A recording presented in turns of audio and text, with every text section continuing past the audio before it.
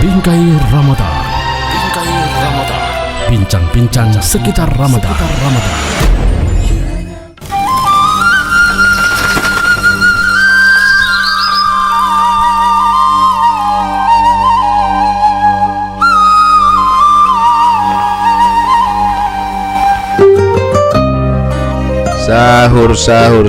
Sahur.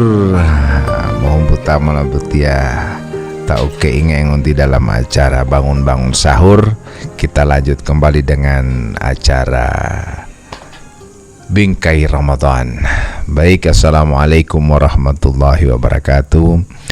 Pendengar Poliama Top FM dan juga pendengar CFM di Kabupaten Bualemo. Alhamdulillah kita kembali memuji Allah Subhanahu wa Ta'ala karena dengan segala rahmatnya kita kembali mampu menjalankan segala aktivitas kita, segala amal ibadah kita dalam mengisi bulan suci Ramadan di 1444 Hijriah. Dan seperti biasa saya ditemani oleh Al-Ustadz Robianto Ibrahim STHI yang juga sudah bersama saya di pagi ini dalam rangka sama-sama kita saling mengisi belajar bersama dalam program spesial Bingkai Ramadan. Baik, para pendengar yang sama dirahmati Allah Subhanahu wa Ta'ala, hari yang ke-23, mudah-mudahan semua yang kita kerjakan dari hari pertama sampai dengan hari yang ke-23 sudah mulai kita menghitung-hitung, insyaallah ini semua sudah kita bisa andalkan di hadapan Allah Subhanahu wa Ta'ala. Artinya walau pengakuan tuh ketika kita sudah berhadapan dengan Allah Subhanahu wa Ta'ala, walau mau tame elanto ketika kita akan berhadapan dengan siksa Allah Subhanahu wa Ta'ala. Baik pendengar yang sama dirahmati Allah Subhanahu wa Ta'ala, pagi ini kita akan melanjutkan topik kita yang pagi kemarin kita sudah bahas dan ini akan dilanjutkan kembali oleh Pak Ustadz. Tapi saya menyapa dulu Pak Ustadz yang sudah pakai jaket datang kamar di studio lagi. Assalamualaikum Ustadz. Waalaikumsalam warahmatullahi wabarakatuh, dan semoga para pendengar Poliama Top FM dan juga Cahaya FM dimanapun Anda berada yang sementara menanti imsak, kami temui dalam keadaan sehat walafiat. Amin ya rabbal alamin. Kita akan lanjut dengan pembahasan yang kemarin tentang masalah 4 perkara yang termasuk perkara jahiliyah, dan kita sudah membahas kemarin 2 perkara yang saling berkaitan. Yang pertama adalah tafakhur fil ansab, yaitu merasa bangga dengan keturunan, dan yang kedua adalah at-ta'nu fil ansab, merasa atau mencela nasab yang selain dari nasab mereka. Dan kita akan lanjut pada yang ketiga, ini adalah wal istisqa bin nujum, meminta hujan dengan bintang. Jadi bukan meminta hujan kepada Allah. Ya, sama juga di Gorontalo meminta hujannya dengan apa? Dengan dayango. Jadi di sini kita akan bahas tentang meminta hujan dengan selain Allah. Intinya itu. Kalau di lafaz ini meminta hujan dengan bintang. Ya, taib. Tapi kalau misalnya Ustadz, kadang orang-orang tua kita dulu kalau misalnya akan menanam, tapi dia mau lihat bintang dulu. Lihat poliama misalnya toli atau bagaimana ini, apakah ini termasuk termasuk melihat bintang seperti itu atau minta bintang itu seperti itu? Kalau dia berdasarkan penelitian dan berdasarkan pengalaman, maka itu tidak mengapa. Kalau pengalaman, ini kan tidak minta doa sama bintang itu, cuman pengalaman. Iya, kalau pengalaman tidak jadi masalah. Yang jadi masalah itu sudah menyandarkan nasib kepada bintang itu. Sama juga dengan orang pergi ke dokter. Ya, dokter itu hanya memberikan obat, mengobati. Yang menyembuhkan adalah Allah. Jadi ketika seseorang misalnya menyandarkan bahwa kesembuhan itu kepada dokter, itulah sebuah kesyirikan. Ya, sama juga dengan itu. Kalau dia menyandarkan bahwa karena bintang itu dia menanam itu sukses, itu yang keliru. Ya, dia karena berdasarkan pengalaman. Tetap yang menumbuhkan itu adalah Allah Subhanahu wa taala, begitu. Kadang juga dikait-kaitkan Ustadz ketika tidak menanam pada bintang tertentu, pada poliama tertentu istilahnya, tapi justru ketika kena musibah dalam rumah tangga itu jamu dungu elami itu ada menudung kalau musibah karena tanam tidak sesuai dengan poliama ini, dengan bintang ini. Kalau orang kadangkala kena musibah seperti itu bukan karena tidak mendengarkan bintang itu, tidak mengikuti bintang itu, tapi karena tidak mendengarkan nasihat orang tua. Atau mungkin cuma secara kebetulan saja terjadi. Kebetulan. Artinya yang kedua, kesalahan kedua karena dia tidak mendengar orang tua. Orang tua penasihat itu mendengar ke sana. Jangan baku bantah. Badengar ke sana, iya badengar tapi tetap batanam. Tetap batanam. Dengar ke sana maksudnya ya. Yang keliru itu kalau dia baku bantah, yang DP ilmu juga. Walaupun dia posisi benar karena dia salah dalam keadaan membantah. Itu kelirunya. Sehingga orang kadangkala biasa itulah yang mau dungo eta mengodula. Itu karena betul kesalahannya bukan karena bintangnya itu. Kesalahannya bukan karena percaya sama loangannya itu. Tapi kesalahannya karena apa? Karena dia membantah sama orang tua. Iya. Tapi kalau misalnya dia tidak membantah orang tua, harusnya dia tidak lakukan itu. Tapi karena dia tetap melakukan, tapi dengan cara tidak, berarti misalnya jangan batanam di bulan ini. Tapi karena si anak muda ini dia tidak membantah, tapi tetap batanam. Dia tidak membantah, tidak memberikan argumentasi, cuma diam-diam, tapi tetap batanam. Bukan masalah tetap batanam, masalahnya kan mungkin kalau dia juga punya orang yang menanam ini pasti punya argumentasi. Iya. Ya, dia tidak berargumentasi dengan orang tuanya, tidak saling berargumen. Dia diamkan saja. Dia bilang insya Allah tetap saya membatanam. Berarti dia mau membatanam ini Ustaz.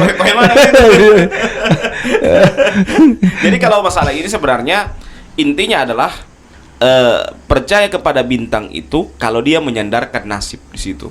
Jadi dia sandarkan segala nasib dia. Jadi yang awalnya dia sebagai wasilah sudah jadi perantara, sudah jadi penyandaran. Yang awalnya cuma wasilah, seperti tadi kan dokter itu cuma penyambung. Yang menyembuhkan adalah Allah. Cuman ini sudah salah sandar. Dia salah sandar sama dokter. Begitu juga itu bintang. Bintang itu sebenarnya penunjuk, pengarah. Ya, bukan sebagai yang memberikan rezeki. Cuman karena dianggap ini bintang sudah dianggap sebagai pemberi rezeki, penyandar nasib, ya. Sehingga yang awalnya dia boleh jadi Jadi syirik karena apa? Karena dia sudah salah menyandarkan. Nah, sekarang tadi kan Ustadz bilang berdoa atau memohon kepada bintang. Ya, memang di zaman berarti memang di zaman dahulu ada tidak kisah seperti itu. Ada di zaman jahiliyah ada orang yang berdoa kepada bintang. Iya, karena ini termasuk perkara jahiliyah. Ya, sama juga dengan dengan perkara jahiliyah itu kan biasanya kalau gerhana katanya bulan atau matahari ditelan oleh naga. Ya. Sehingga mereka tiang listrik. Itu perkara jahiliyah. Itu perkara jahiliyah. Karena apa? Karena harusnya makanya Nabi itu memberikan solusi. Kalau ada gerhana, baik gerhana matahari atau gerhana bulan, itu sholat gerhana. Ya. Bahkan Nabi kalau gerhana itu bagaimana modelnya Nabi? Nabi punya wajah itu merah, takut. Karena apa? Awal dari kiamat itu adalah gerhana.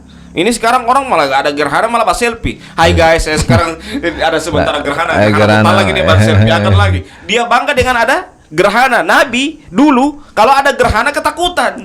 Karena Nabi takut bahwa jangan sampai hari ini kiamat.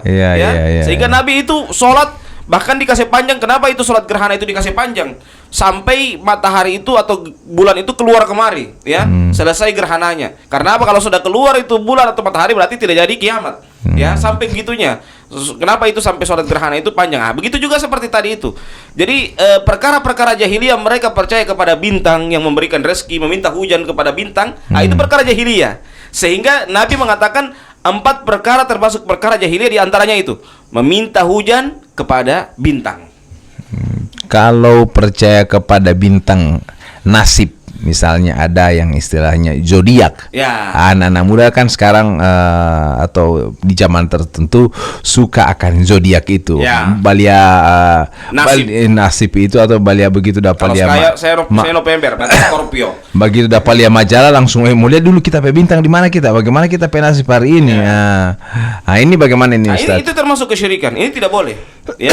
Ini karena apa? Karena dia menyandarkan segala macam nasibnya kepada bintang itu. Ya. Padahal kata Nabi Muhammad SAW apa? 3 hal yang telah ditetapkan oleh Allah: jodoh, ajal, rezeki. Allah yang tetapkan. Tiba-tiba ada bintang. Oh, kalau Scorpio ente begini. Kalau saya kan November, Scorpio berarti. Ya, berarti kalau Scorpio ini ente jodoh begini, ente rezeki begini. Ente jodoh dengan, harusnya ente jodoh dengan orang Capricorn supaya ente jadi kaya. Kan biasa begitu toh. Ya, atau Sagittarius. Sagittarius yang cocok dengan ente kan.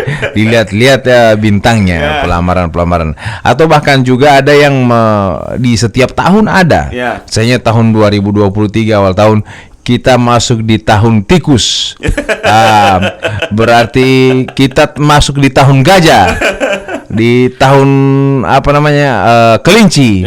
Ini di tahun ini perdagangan. Itu kan diprediksi sesuai dengan simbol-simbol tahun seperti itu. Nah, ini apa gimana Ustaz? Ini kesyirikan atau bagaimana? Ini kan sebenarnya bukan kebudayaan atau bukan kalenderisasi dari Islam. Ini di luar dari Islam. Tetapi kalau itu hal yang sebuah hal yang bermanfaat dan tidak merusak akidah kita, tidak jadi masalah. Tapi kalau dia sudah merusak akidah kita, maka itu sebuah hal yang fatal. Jadi kita lihat, pemahaman seperti ini merusak akidah tidak? Kalau dia tidak merusak akidah tidak apa-apa. Bahkan itu harus kita tiru, kita ambil ilmunya. Ya, sebagaimana dalam kata Nabi Muhammad SAW apa? Al-hikmatu dhalatul mu'minin. Hikmah itu adalah barang hilang orang-orang yang beriman. Maksudnya barang hilang itu bagaimana? Hikmah itu apa? Ilmu yang baik yang dimiliki oleh orang di luar Islam yang kita harus ambil. Itu barang hilang yang harus kita ambil. Contoh misalnya ilmu kesehatan. Ya, ilmu kesehatan kan itu yang pertama kali kan orang Muslim, Ibnu Sina. Ya, sehingga diambil oleh orang di luar Islam, dirubah namanya sehingga obat-obat itu bukan ditulis lagi Ibnu Sina, jadi Pusena. Ya, padahal itu Pusena itu dari kata apa? Ibnu Sina. Ya, dirubah namanya, dikaburkan supaya bukan dari nama Islam. Ya, sudah dirubah di luar dari Islam. Padahal itu disadur dari nama Islam. Ya, ada beberapa ilmu keilmuan seperti aljabar kan dari Islam, matematika kan. Nah, itu dari Islam. Jadi segala keilmuan itu kadang-kala dari Islam, cuman dikaburkan. Seperti tadi Ibnu Sina kan, Ibnu Sina kedokteran, ya, kesehatan, ya. Sehingga karena mereka mau mengaburkan bahwa ilmu kesehatan itu bukan dari Islam, mereka rubah namanya, bukan lagi Ibnu Sina tapi Pusena. Ya, itu mengkaburkan. Kalau seperti ini kita harus ambil kembali, kita harus belajar kembali seperti itu. Dan selama tidak merusak akidah kita, tidak mengapa kita mengambil ilmu seperti itu. Baik, pendengar yang sama dirahmati Allah Subhanahu wa taala, baik yang ada di Poliamatov FM maupun di Cahaya FM Bualemo. Memang kepercayaan terhadap bintang ini di tingkat masyarakat masih banyak dipraktekkan. Seperti halnya ketika akan menanam itu Ustaz, tetap memilih poliama. Poliama. Sebenarnya bintang ini punya fungsi, kalau dalam Islam saya dengar 2 fungsi. Pertama, kita tetap bisa melihat bintang itu, bukan berarti menyandarkan nasib kita di sana, tapi melihat pengalaman orang-orang terdahulu. Kalau itu tidak mengapa. Kalau itu kan berdasarkan pengalaman, itu tidak mengapa. Kemudian fungsi bintang kedua hanya untuk melempar syaitan. Ya, sebagaimana dalam surah Al-Mulk. Walaqad zayyana as-samaa'a ad-dunya bimasabiha wa ja'alnaha rujuman lisyayatin. Ya, sungguh kami menghiasi langit itu dengan apa? Dengan bintang, bimasabih. Ya, dengan bintang. Wa ja'alnaha rujuman lisyayatin. Yang kedua apa?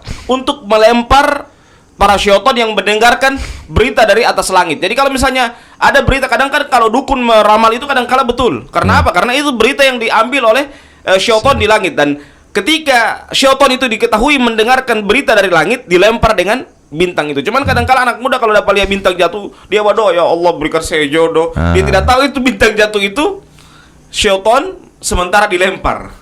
Oh begitu ya. Jadi pendengar yang sama dirahmati Allah Subhanahu Wa Taala. Jadi bintang itu menghiasi langit. Ya. Satu perannya adalah menghiasi langit supaya kelihatan indah. Ya. Melihat malamnya. Dan tanda itu tidak ada hujan. Ya. Kalau orang bilang kan ada bintang, tidak mau jadi hujan. Ya. Jadi kan di apa namanya dihiasi kan orang bilang. Mau keluar tuh orang, dia dulu di langit itu galap atau ada bintang atau tidak. Kalau ada bintang, oh berarti tidak ada hujan itu, ada bintang. Nah, berarti itu tanda bahwa tidak ada hujan. Ya, yang kedua apa? Untuk melempar syaitan. Jadi makanya bintang itu terlihat indah. Karena apa? Karena bulan itu walaupun dia besar satu akan kalah dengan bintang. Bintang walaupun kecil-kecil banyak, ya itu terang dibanding bulan yang satu. Ya, betapa indahnya bintang tersebut. Ya, dan yang kedua fungsi bintang itu hanya untuk melempar syaitan itu, Ustaz ya. Baik pendengar yang sama dirahmati Allah Subhanahu Wa Taala. Jadi kalau misalnya kita menyandarkan nasib kita pada bintang itu tidak benar. Ya, nggak mempercaya itu bintang misalnya bila bintang to buku matabeto Capricorn atau bagaimana, itu tidak boleh Ustaz ya. Tidak boleh. Tapi bagaimana dengan istilah-istilah yang ada di Gorontalo seperti halnya Lowanga, Kalesua dan seterusnya, itu bagaimana itu Ustaz? Iya. Kata Nabi Muhammad SAW apa? Man sabbad dahra faqad asa Abul Qasim. Barang siapa yang mencela hari, ya, dia mencela hari, mencela masa, ya, faqad asa Abul Qasim, maka sungguh dia telah bermaksiat kepada Rasulullah SAW. Jadi menganggap ada hari yang sial, ya. Coba seandainya kalau di bandara itu menganut Lowanga. Tidak ada yang mau berangkat pesawat. Jam berapa Lowanga? Jam 6. Dia apa namanya sepi bandara. Kenapa dia jadi pi bandara? So pas dia sompi, dia ke sana tidak jadi berangkat saya karena Lowanga. So balik keluar ulang. Uti. Kenapa tidak pergi di sekolah teh Uti? Uti papa tidak ada kasih, siapa tidak kasih? Lowanga ini hari Pak Guru.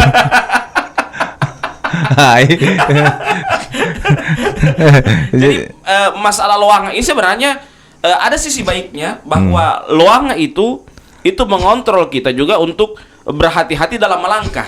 Itu sebenarnya warning untuk berhati-hati, lampu kuning, hati-hati melangkah, karena ini berdasarkan pengalaman pengamatan dari orang-orang tua dahulu. Begini, kalau tanggal begini, jam begini, bulan Sya'ban begini, ini berbahaya. Hati-hati Uti. Artinya ini karena ini hati-hati, ya kita kembali Bismillahirrahmanirrahim itu ya.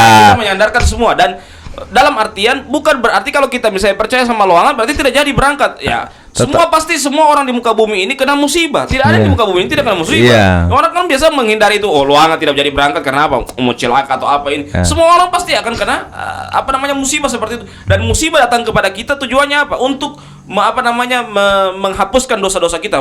Ma min muslim ya min wasabin wala ghammin wala hammin illa kaffarallahu khatayah, ya. Tidaklah seseorang itu diberikan oleh Allah Subhanahu wa taala berbagai macam ujian kecuali apa? Kaffarallahu khatayah. Kecuali Allah akan menghapuskan seluruh kesalahannya. Ya, seluruh dosa-dosanya dihapuskan oleh Allah Subhanahu wa taala. Jadi ketika Allah memberikan musibah kepada kita, itu apa? Tujuannya apa? Untuk menghapus dosa-dosa kita, menghapus kesalahan-kesalahan kita. Jadi kita harus menerima. Makanya kalau orang tertusuk paku, jangan bilang aduh. Yang dia bilang apa? Alhamdulillah. Ya, cuma kadang orang kalau tertusuk paku sakit aduh babataria. Padahal sebenarnya di alhamdulillah, ya. Bukan pakai ke yang tertusuk pak kita. Karena kalau seandainya pakai ke bagaimana? Kan masih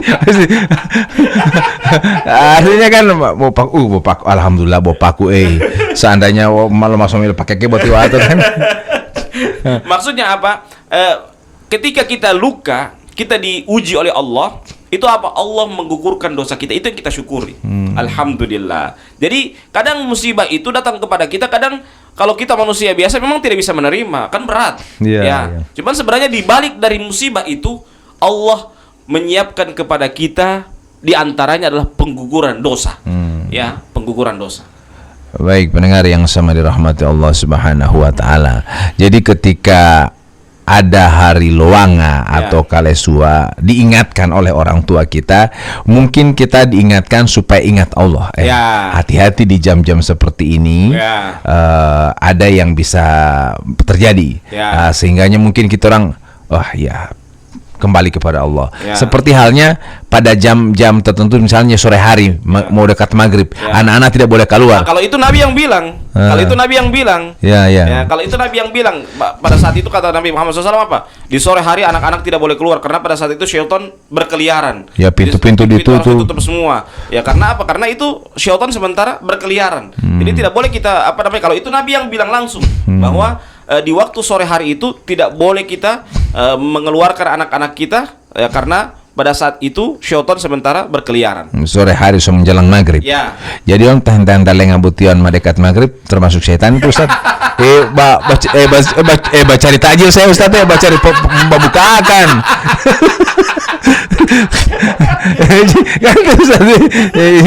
Jadi so dekat-dekat ajan maghrib itu gue hinta-hinta kau hita-tete ya. Berarti termasuk syaitan itu saya. Puasa. Jadi kalau sedekat maghrib, artinya ini petunjuk bahwa kalau dekat maghrib masuklah ke masjid atau segeralah berbuka puasa, siap-siap dengan proses buka puasa. Mungkin baca takjil itu di jam-jam 5 seperti kita orang sementara bawa itu yang mau hima buka, itu masih ada kesempatan. Tapi kalau semua tinggal 5 menit jam 6, tidak usah lari-lari. Semua jadi itu yang kunci-kunci di rumah semua, siap-siap buka. Semua orang sudah dalam rumah. Tidak ada lagi yang berkeliaran. Nah, nanti sesudah buka, ajan baru buka, baru kemudian sholat pergi ke masjid. Kalau sudah azan itu syaitan sudah pada ketakutan, pada berlarian. Bahkan mereka terkencing-kencing. Karena apa? Karena menghindar jangan sampai mereka tidak terbakar. Begitu. Jadi kembali kepada topik yang tadi bahwa Ustadz mengenai bintang ini, meminta kepada bintang. Kita tidak boleh meminta kepada bintang. Karena kalau kita aplikasikan dalam kehidupan sehari-hari ada saja yang kemudian di kategorikan ada hubungannya dengan bintang, seperti halnya pada saat menanam tadi, kemudian lowanga, ini kan ada hubungan dengan hari, dengan bintang itu sendiri. Nah ini sebenarnya hanya menjadi warning, pengingat kepada kita bahwa kita hendaknya berhati-hati di jam-jam atau di waktu-waktu tersebut. Kita ingat Allah, bukan berarti kita tidak melangkah, tetap kita melangkah. Tapi Bismillah. Apalagi kalau sudah dalam keadaan kepepet pada saat dibutuhkan, sudah pada saat itu kita tidak bisa menunda lagi. Ya mau tidak mau kita harus Bismillahi tawakkaltu. Alallahi la haula wala quwata illa billahil azim. Ya, begitu. Jadi sepanjang kita menyandarkan kepada Allah, kita tidak perlu takut dengan keadaan itu. Kalaupun itu terjadi, berarti adalah cobaan Allah kepada kita untuk kita harus hadapi. Karena kalau saya lihat justru orang yang banyak cobaan kemudian jadi metalnya bagus, kemudian jadi sukses Ustadz. Kalau tidak ada cobaan apa artinya ini kehidupan ini. Sedangkan bayi yang baru lahir mau belajar naik sepeda atau banting-banting dulu. Ya kan tidak ada yang begitu lahir langsung naik sepeda kan. Tetap mau luka-luka dulu dia baru bisa. Jadi harus ada ada masalah, ada musibah yang harus dihadapi oleh kita semua. Dan ini percaya kepada bintang atau menyandarkan kepada bintang adalah hal yang musyrik ya Ustadz ya.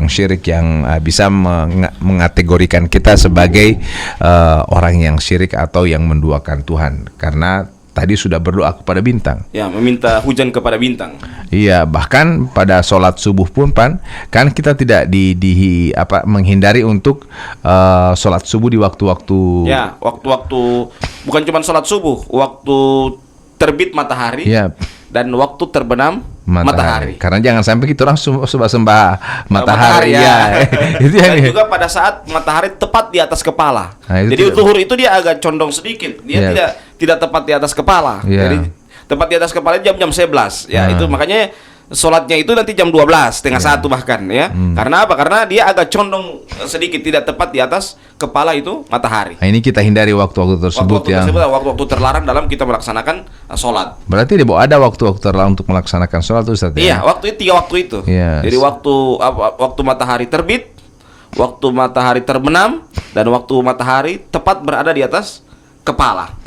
Ketika kita orang bangun tidur ini Ustadz misalnya tidak ada apa-apa sampai yang subuh, tak kayak kamar jam 6 langsung wudu langsung sholat itu atau gimana? Kalau itu jadi masalah, itu kan uzur kita harus laksanakan sholat.